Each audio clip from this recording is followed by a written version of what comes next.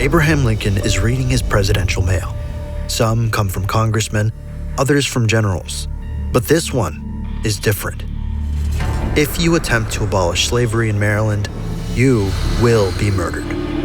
Lincoln smiles and crumples the paper. He's had over 10,000 death threats since his election. But the real danger isn't in any of these. It's later tonight.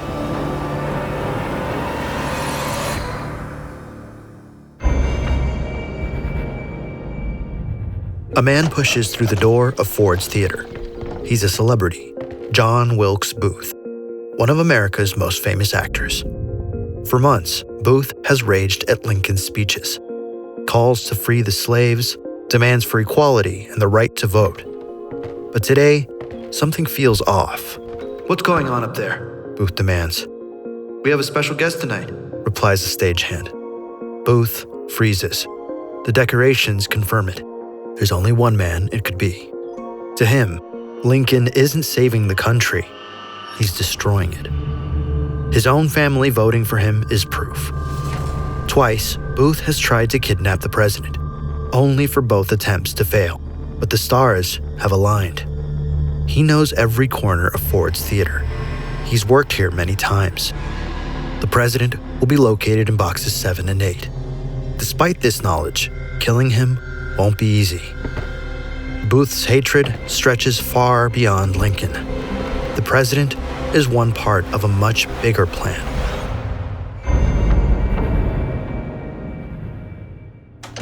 "Mr. President, it's time," says a messenger.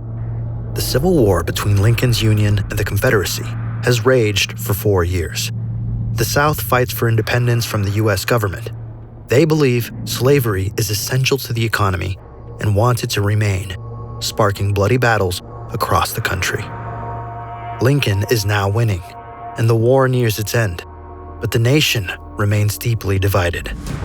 "I want to peacefully welcome the Confederate States back into the Union," Lincoln says. Secretary of War Edwin Stanton disagrees. "They should be tried, Mr. President, every last one of them." Lincoln shakes his head. "We need unity, not vengeance." The president is working towards peace. He wants to reconcile with the enemy rather than punish them. But this vision of peace is enraging many people, including one famous actor. The meeting ends, leaving Lincoln and his commanding general, Ulysses S. Grant. "I have bad news, Mr. President."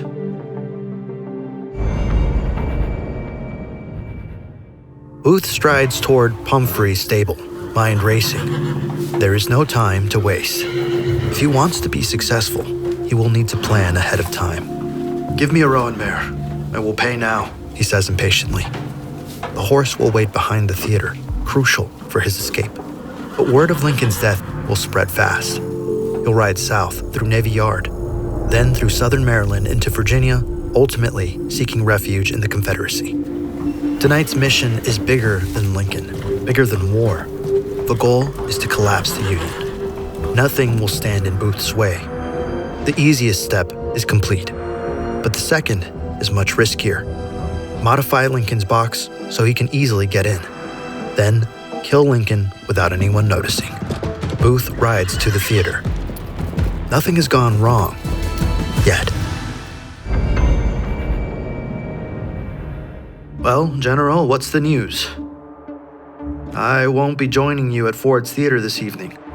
I'm needed in New Jersey." Lincoln nods, though Grant's absence weighs on him.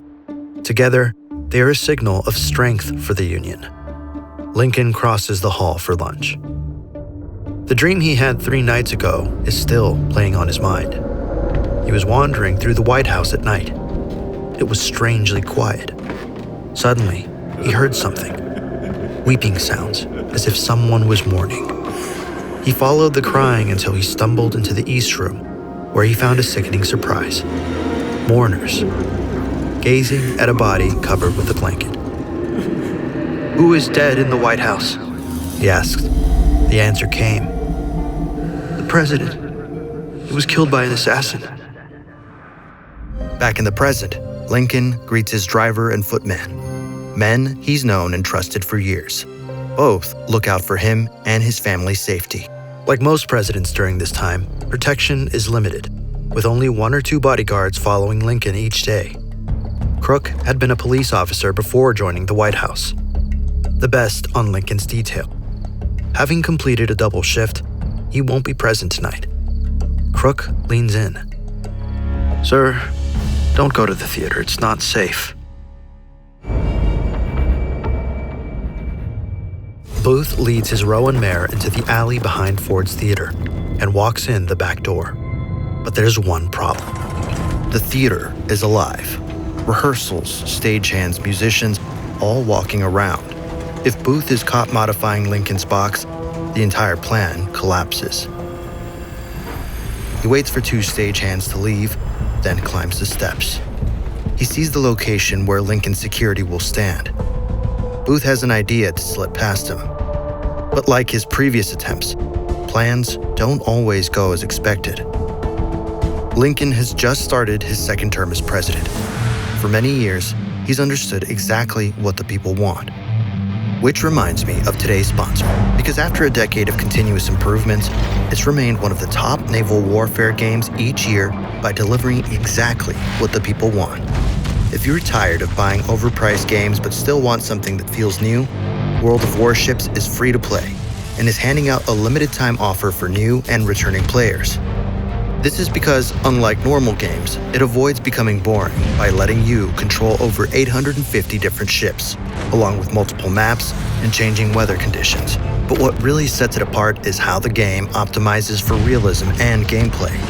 Every ship is accurately designed from real historical blueprints, enhanced by stunning graphics. They even have history's biggest events, such as D-Day, the Battle of Midway, and the evacuation of Dunkirk, available on set game modes. For the festive season, every day you play the game, you'll decorate your own Christmas tree at Noordlishaven Port and get a free gift from the Advent calendar. By logging in today, new and returning users will unlock a bunch of exclusive gifts, including a free Tier 9 ship, 2 camouflages, and Santa's gifts containers. Use our link today to play for free and claim your rewards on PC. He pulls out a gimlet from his coat and quietly drills a spy hole into the entry door of Box 8. Big enough to see inside, but small enough to go unnoticed. He lights a match and picks up the wood shavings. If any evidence is discovered, the plan shatters immediately. Suddenly, Booth hears voices coming from the stairs. He hides behind the door and waits, his fists clenched. One of the stagehands is walking towards him. There is nowhere to hide. The footsteps get closer to the box. Booth's heart starts to pound. 5, 4, 3, 2. The door starts to open. But then, I found it. Your hat is here on the seat. the footsteps fade. Booth exhales. That was too close. Now, for something that might expose his whole plan. He places a wooden leg in the corner of the room. This will be essential for the assassination to go smoothly. Then he notices it. The lock to Lincoln's box is already broken. Perfect. He sees the chair and imagines the shot. But he needs a murder weapon. Something powerful enough to kill Lincoln, although small enough to go unnoticed. Booth exits the theater feeling good. Everything is going to plan, though his presence hasn't gone unnoticed. He rides back to the National Hotel where he's staying. The box has been set up. The only thing left is to kill Lincoln.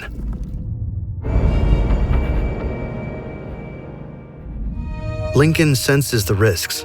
His dreams still weigh on his mind. But one thing compels him to go. The newspaper has already promised my attendance. Goodbye, Crook. Strange. Usually, the president says goodnight. Lincoln's carriage pulls away from the executive mansion. His bodyguard, John Frederick Parker, stays close, though he is not a regular on the president's detail. Abraham Lincoln sits with his wife, Mary Todd. Tomorrow is another busy day. Tonight is a chance to relax. They arrive at the theater. Lincoln strokes his horse. I won't be long, he says. He enters Ford's theater, where the play has already begun. Inside, is an audience of 1,700 people. Lincoln walks into the presidential box. The audience gasps. Then, applause. The room fills with whispers and murmurs. There's a sense of occasion in the air as the orchestra plays Hail to the Chief. Please, let the play continue. He sits down, unaware of the modifications that have taken place. He enters Mary Surratt's boarding house. Upstairs, 2 men wait. Louis Powell is assigned to kill the Secretary of State. George Atzerodt is supposed to go after the Vice President. Booth lays out his plan. I will use my fame to swindle my way inside the box. If that fails, I will change to Plan B. The Derringer from my personal collection loaded with a 1.5-inch ball will give the final blow. And this will be my backup.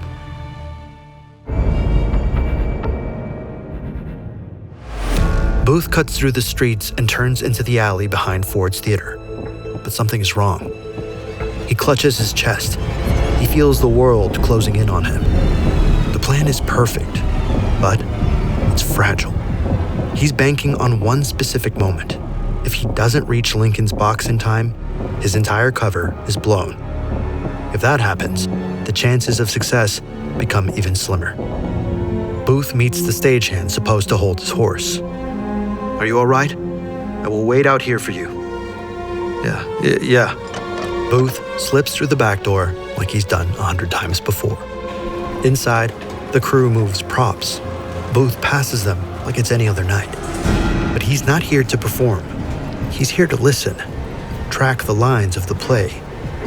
He walks slowly, close to the curtain, adrenaline kicking in. Lincoln is sitting in his box, laughing, oblivious to what's about to come. Booth puts one hand over his pistol, his finger twitching. The gun is ready, but is he? The past 2 attempts failed due to Lincoln's last-minute changes in schedule. But this time will be different, he thinks. From the play's lines, Booth notes he still has about 30 minutes. Booth recognizes Lincoln's guest. His heart beats faster. The time has not come yet. Waiting here will only increase his nerves.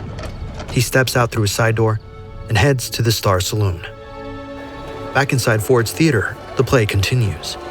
President Lincoln laughs and looks towards his guests. 28-year-old Army Major Henry Rathbone and his fiancée, Miss Clara Harris.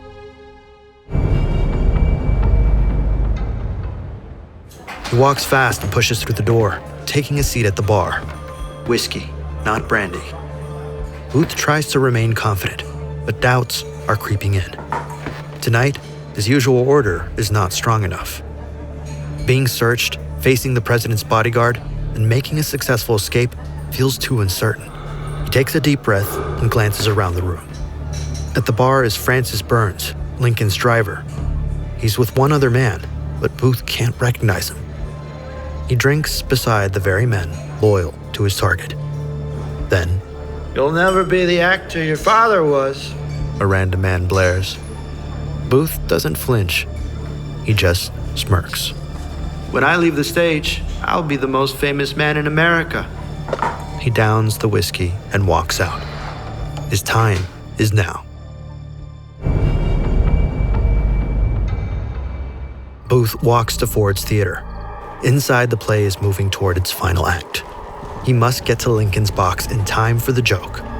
If he arrives too late, the opportunity will be lost forever. Booth enters through the main doors. The ticket taker greets him. He moves quickly up the stairs. Amongst the crowd are a handful of armed soldiers, but Booth doesn't notice them.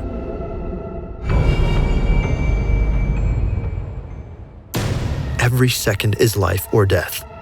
Booth reaches the top of the stairs. Ahead of him is the door to the state box. Next to it is a man sitting. It's Lincoln's footman, unarmed. The bodyguard is probably inside. Booth doesn't want to kill another person, but he can't allow anyone to get in his way. He approaches Forbes and takes out a calling card. His heart starts to pound. There's only a few minutes left until he must strike. Forbes stares at it, eyeing every detail. He looks back up at Booth, eyes narrowing. Ah, John Wilkes Booth. The president is fond of your place. Please, go ahead. No turning back now. He clutches the knife on his waist, ready for Lincoln's bodyguard. But the room is empty. Maybe he's with Lincoln. He grabs the wooden leg he planted earlier and jams it in place, wedging the door so nobody can get in. He looks inside the box through the spy hole. Lincoln is right there. On stage, the actor says a line. Don't know the manners of good society, eh? Next will be the joke he has been waiting for. He turns the knob and steps inside. The president's bodyguard is not here. Then it hits. Well, I guess I know enough to turn you inside out, you suckdologizing old man trap. The crowd erupts. Booth raises the pistol, hovering it behind Lincoln's left ear. He fires. Lincoln's head drops forward. Mary Todd turns, confused. The crowd keeps laughing. They think it's a part of the show. Rathbone sees Lincoln's head bleeding and attacks. Booth plunges his knife into Rathbone's arm, deep to the bone. He moves to the edge of the box and jumps. His boot catches a flag, twisting him midair. Booth slams into the stage. His leg breaks, but he stands and yells, Sic semper tyrannis.